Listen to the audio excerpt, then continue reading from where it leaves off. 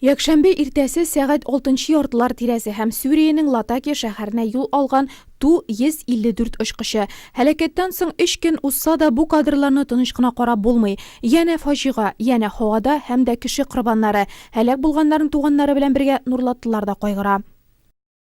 Бу хәл билгеле бөтен халык өчен, бөтен дөнья өчен тетрәндергеч. Моны кабул итәргә дә ничектер күңелдә дә урын юк. Мин инде бөтен шушы кайгыны күрүчеләргә сабырлык, түземлек телим. Аллаһ Тәгалә ярдәменнән ташламасын аларны. Сабырлык бөтен кешегә сабырлык инде бик начар инде нәрсә инде кыз. Менә йөрергә куркыныч бит. Радиодан иштек, бик авыр кичердек. Сабырлык бирсен туганнарына, әти-әниләренә. И вообще мындай әйберләр булмасын иде, конечно. Бик яхшы әйбер түгел, ул ишеттем. Кайгырасың инде, нишләтәсең, яра.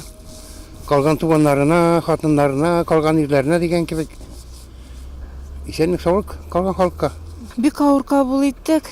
Йөрәкләребез хәзер дә әрни. Алла ярдәм бирсә инде. Әтиләренә, әниләренә сабырлык. Бик кайгыдык.